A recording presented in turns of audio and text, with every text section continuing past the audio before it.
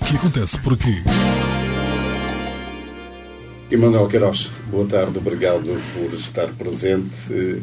Como é que surgiu essa possibilidade de escrever o livro? Olá, boa tarde, eu é que agradeço à NFM, ao Delfim Carvalho, pelo convite. Bom, a possibilidade de escrever o livro, nós temos sempre a possibilidade de escrever ou de compor, desde que tenhamos, enfim, alguma sintonia com as temáticas que nos envolvem e as quais nós próprios desenvolvemos. Mas este livro é para mim uma coisa muito enigmática, porque nunca pensei fazer uma obra com esta importância, esta relevância, embora, enfim, seja fruto de muito pensamento, muita reflexão sobre o tema que está patente no título, que é a Terra. E é o tema também que importa, digamos, e é o tema referencial para os geógrafos, não é? As dinâmicas da Terra são uma questão que se coloca em qualquer latitude e nós corremos riscos como seres humanos, como sociedades humanas, e pela forma como nós assentamos, digamos, as nossas sociedades no território da Terra. Portanto, há erros que o homem comete desde há milénios, e sobretudo depois das primeiras ações de urbanismo, o modo como constrói as cidades, onde as constrói e como é atingido por fenómenos naturais. Portanto, isto é um questionamento que está, digamos, no centro da própria temática do livro, mas é, por assim dizer, digamos, o precursor da reflexão. Mas essas questões já vêm de longe. Sim, estas reflexões vêm de longe, porque digamos, um pouco estranho quando nós refletimos sobre nós próprios e sobre a nossa relação com o mundo, percebermos exatamente o que é que aqui andamos a fazer todos. E, portanto, digamos que sendo uma questão um pouco transcendente, porque respostas verdadeiramente são dificílimas de encontrar e talvez nunca as encontremos, o facto é que temos uma constatação para a qual não há forma de lhe dar a volta. É que nós estamos sobre a Terra, independentemente em qual continente nos situemos, independentemente de quem sejamos, qual o estatuto que tenhamos, qual o nosso posicionamento em relação ao mundo, julgando que estamos certos em ver o mundo à direita ou ver o mundo à esquerda, o facto é que estamos todos em trânsito sobre a Terra. E esta é uma verdade inabalável. E, portanto, perceber como é que estas dinâmicas ocorrem, perceber quais são os erros que permanentemente estamos a cometer e perceber onde é que, sobretudo, os erros radicam, acho que é fundamental. Aliás, uma reflexão que eu faço é que no nosso tempo não há memória de civilização alguma com um tão elevado grau de escolaridade e de conhecimento. E, no entanto, estamos confrontados, talvez, com o mundo mais agressivo e mais violento de que há memória. Portanto, isto são contrapontos que se jogam no mesmo tabuleiro em que a Terra produz fenómenos que não só abalam a Terra, mas desnorteiam a humanidade e para as quais dificilmente encontramos respostas. Este foi um desafio que fez a si mesmo ou que alguém lhe trouxe até si? Bom, o desafio da reflexão é um desafio pessoal. o desafio de fazer, digamos, um manual onde tivesse explicada as questões dos riscos naturais, sobretudo, foi um desafio profissional. Portanto, mas eu, de facto, acabei por dar um sentido ao livro que não era propriamente aquele que se esperava, fruto desse questionamento que me vai dentro há muitos anos e para o qual eu procuro, enfim, clarificar dúvidas que são permanentes, e enquanto, digamos, as dúvidas não se esfumarem, o facto é que elas permanecem, inquietam. E foi por causa disso que este livro acabou por ter duas versões, praticamente? Sim, sem dúvida. O texto base está escrito há 4 anos, sensivelmente. Foi em dezembro de 2010 que o dei por concluído, mas, entretanto, há sempre dúvidas sobre se ele está concluído ou se não está fechado, se merece algum acrescento, se comporta mais alguma nota. Bom, e, portanto, as dúvidas permaneceram até um momento em que eu reconheci que não havia mais a acrescentar de momento. E, portanto,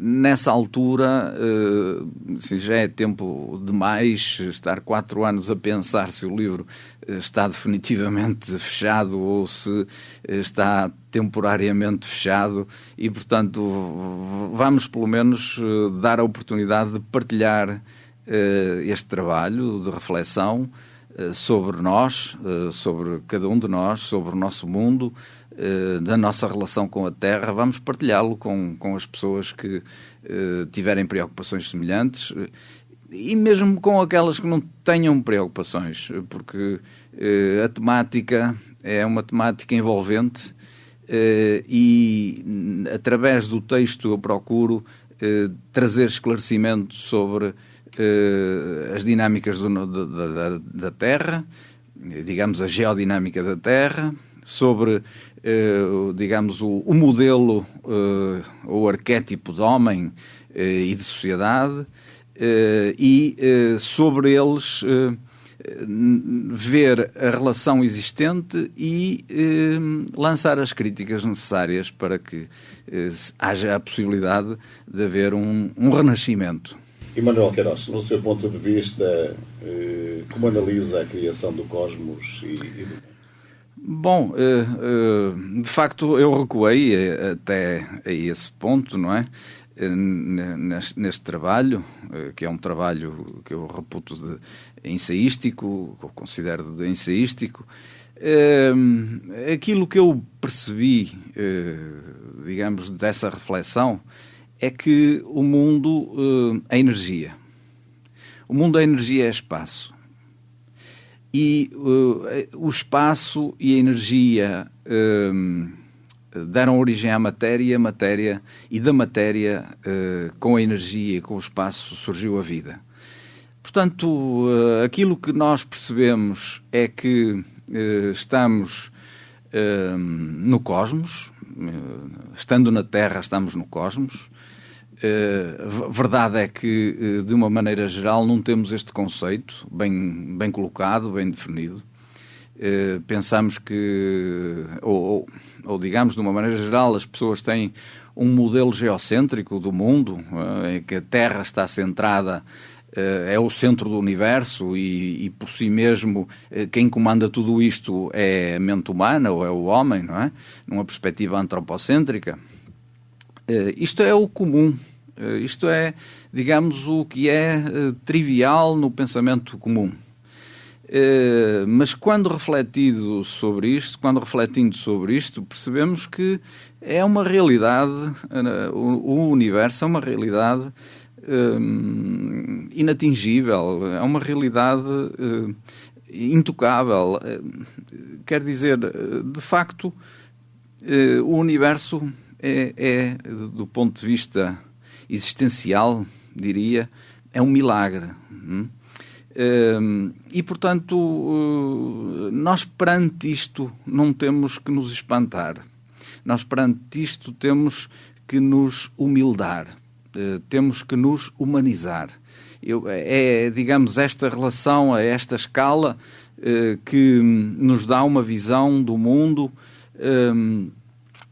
tal como o mundo está hoje, de um mundo distorcido, um mundo às avessas. E há necessidade de o compor.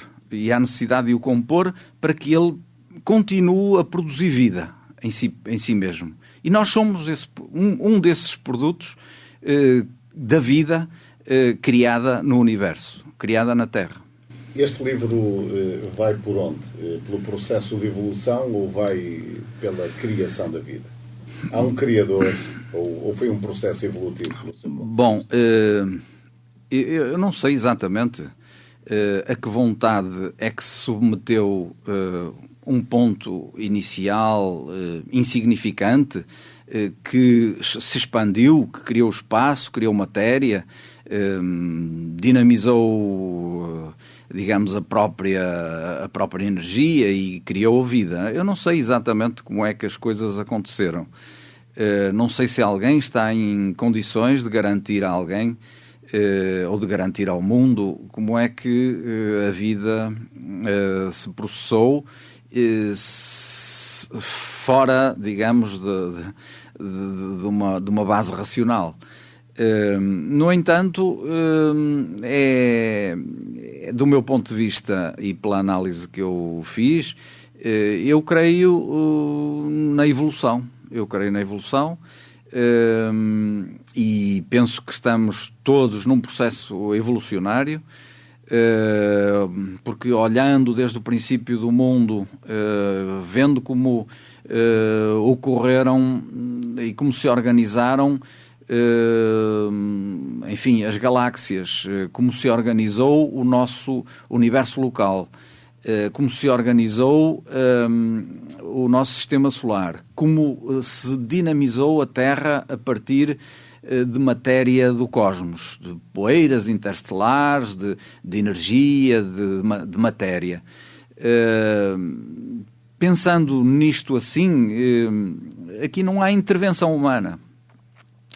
Pode haver uma vontade, eu até acredito que possa haver uma vontade, acima de tudo isto, que propulsiona, digamos, os mundos como um motor que faz com que os mundos evoluam, com que se dinamizem e com que se depurem. Eu até acredito que sim.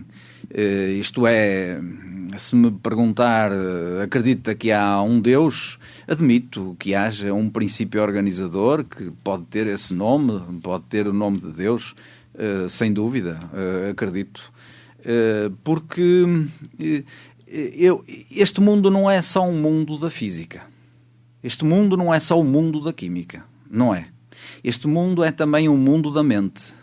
É o mundo da consciência. Portanto, e nessa perspectiva é que eu creio que a evolução que está a ocorrer e da qual nós estamos imbuídos, que é uma evolução mental e consciencial.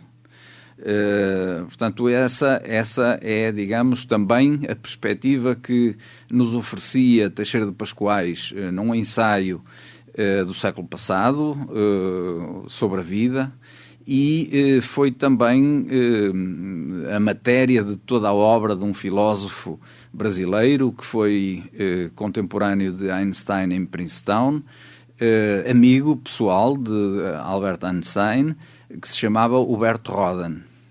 Portanto, penso que nós estamos a evoluir, não para criar outros órgãos, porque do ponto de vista biológico humano, o modelo que nós temos é um modelo perfeito, ninguém no seu corpo se sente limitado porque lhe faltam talvez as asas, ninguém se sente limitado por isso, mas não será por aí que a evolução vai ocorrer desse modo. Eu penso que a evolução onde está a ocorrer verdadeiramente é no plano intelectual, por um lado, e um degrau acima no plano consciencial, mental e consciencial. Emanuel, não posso deixar de lhe fazer esta pergunta. Somos seres sozinhos nesta imensidão de planetas ou a vida, tal como existe na Terra, prolifera noutros mundos também? Sim, essa é uma questão que, enfim, de uma maneira geral, é transversal à sociedade atual, enfim, a todas as sociedades do mundo contemporâneo. Eu não tenho dúvidas nenhumas que, tal como a vida aconteceu na Terra em fases distintas da evolução, porque é preciso pensar que a Terra teve várias fases evolutivas e houve momentos de colapso global, em que a vida foi quase posta em suspenso, foi quase exterminada por completo. Há 250 milhões de anos, há 130 milhões de anos, há 65 milhões de anos. O último episódio da extinção da vida em massa foi precisamente com a extinção dos dinossauros no Cretácico. E nessa altura a vida foi colocada em suspenso. Portanto, a Terra praticamente se transformou numa bola de neve.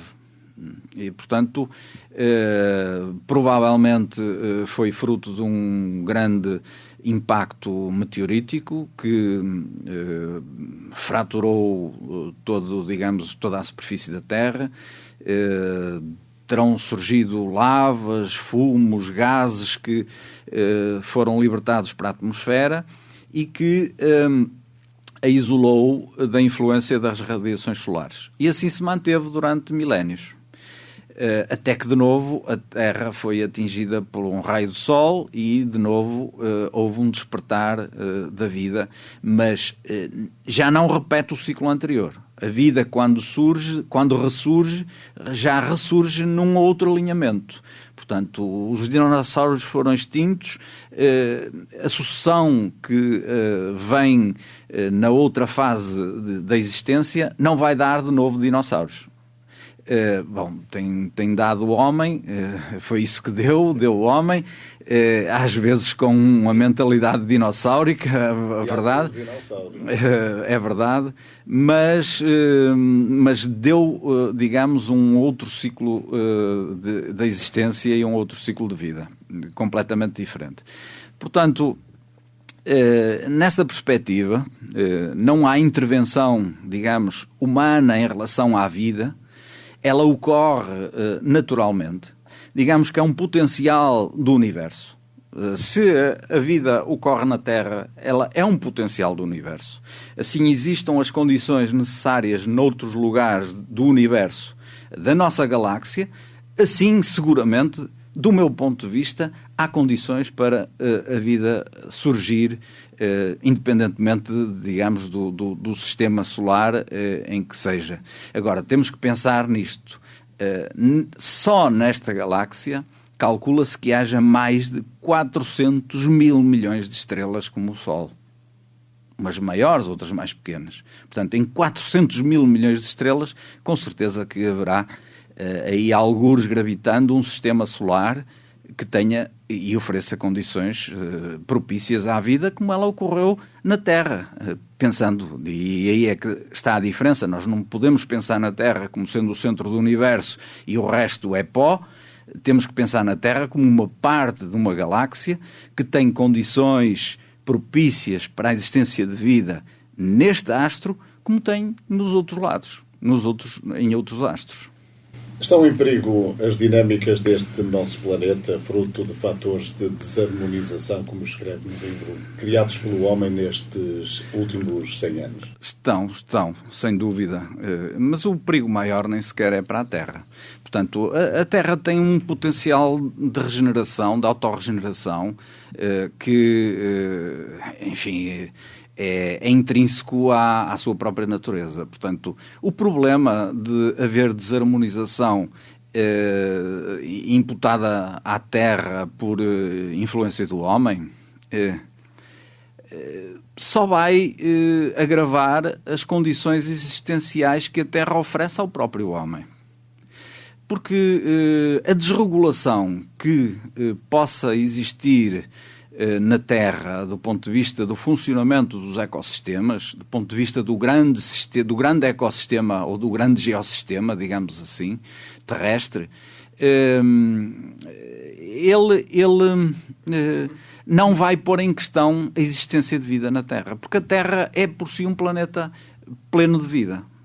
Pode introduzir-lhe algum grau de morbidez no funcionamento natural dos sistemas, no funcionamento corrente, fluente dos sistemas. E esse funcionamento fluente dos sistemas, sendo posto, digamos, em desarmonia, sendo desarmonizado pelo homem, vai influenciar a vida e o homem. Em primeiro lugar, o primeiro prejudicado, evidentemente, é o homem. Enfim, e toda a pirâmide biológica, que também é evidente.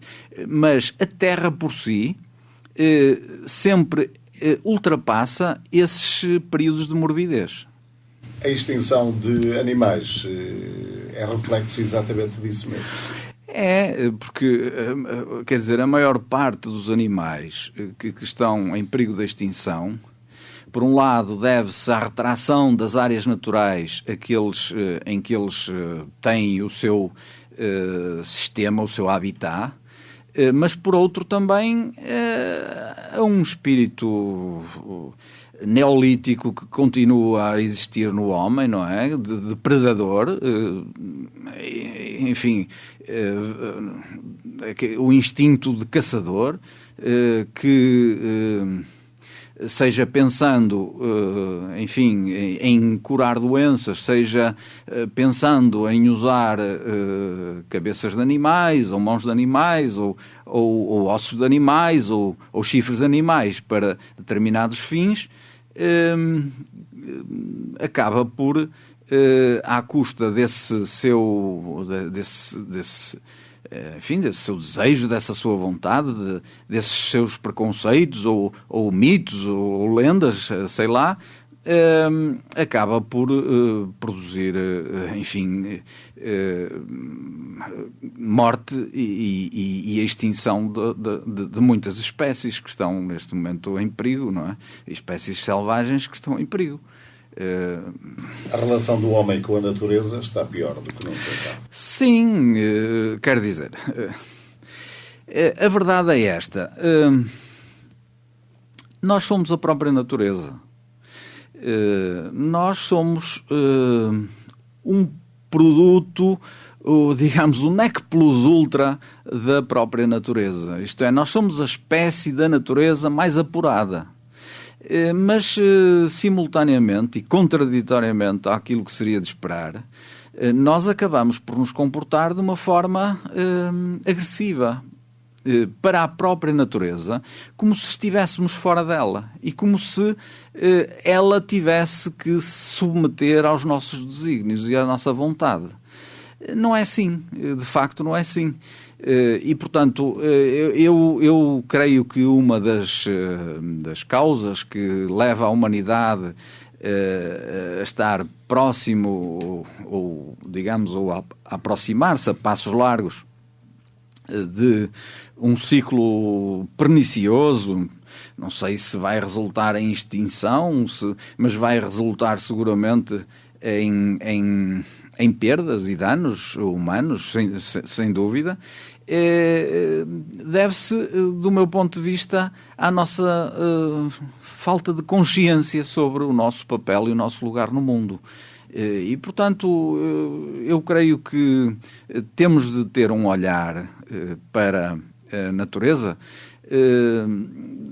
integrador, em que nós somos parte da natureza. Lá porque fazemos cidades, construímos pontes, fazemos edifícios, fazemos cidades, aldeias, vilas, etc.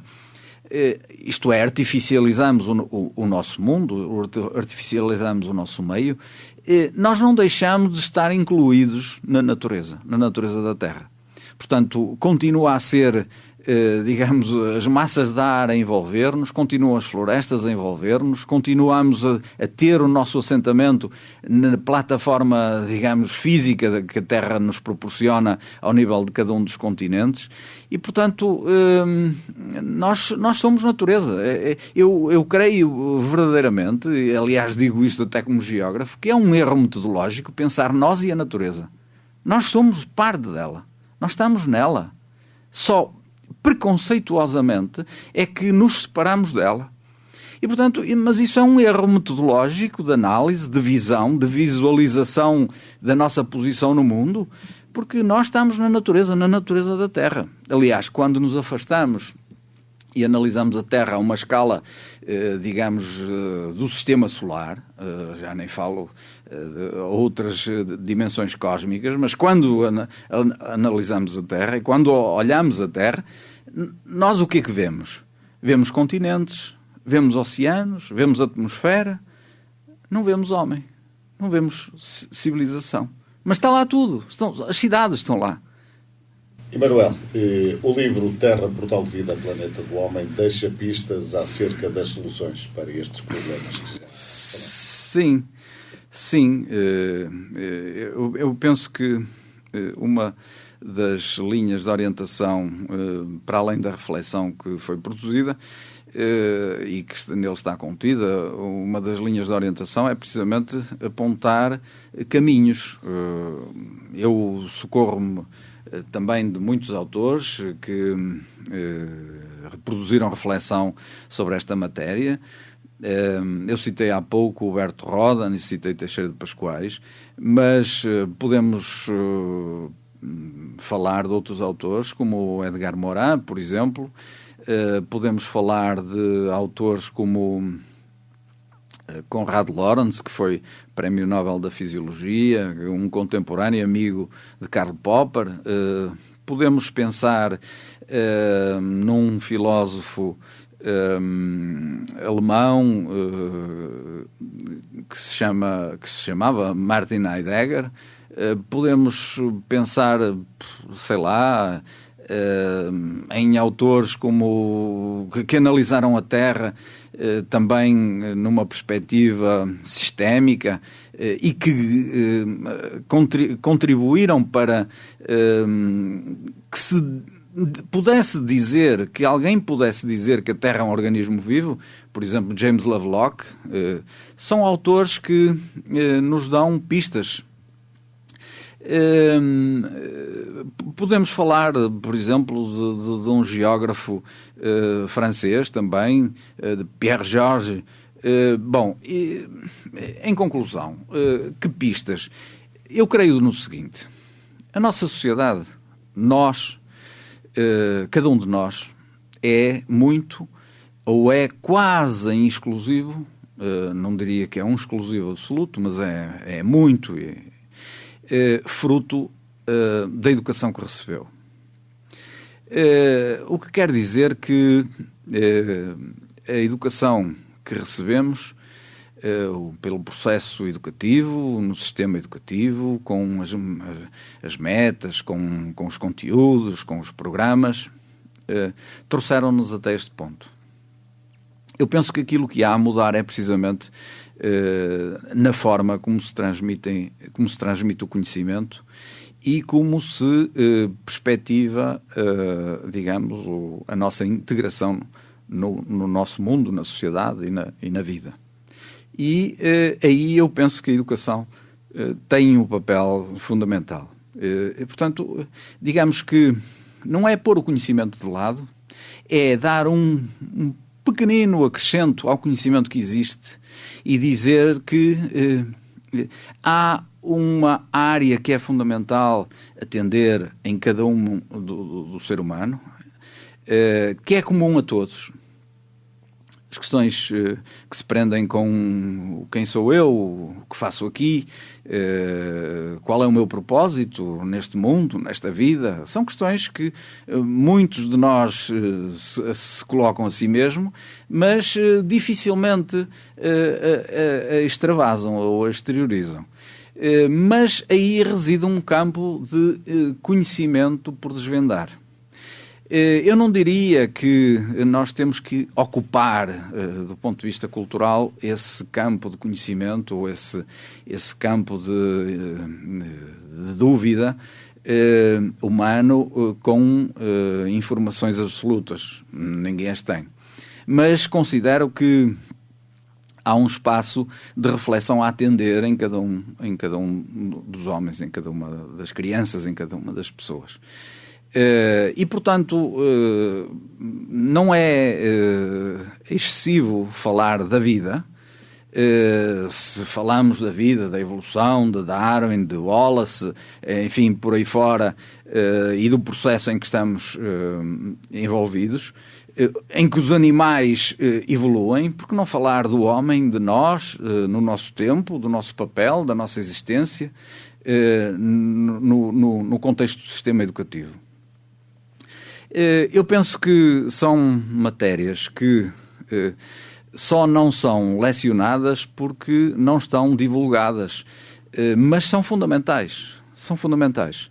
Não tem que haver uma separação, digamos, entre os aspectos ditos, entre aspas, da moral e os do conhecimento. Porque eles são intrínsecos. São aspectos da humanidade, são áreas do conhecimento as quais temos de atender e que não se separam no indivíduo. Portanto, dito de uma maneira global, eu acredito plenamente que a formação, a educação tem um papel relevante, decisivo na orientação da humanidade, na orientação do homem, mas precisa de atingir domínios do ser humano que não estão atingidos, que estão desocupados, que têm precisamente a ver com as questões que se colocam à mente e à consciência. E diria que se nós conseguirmos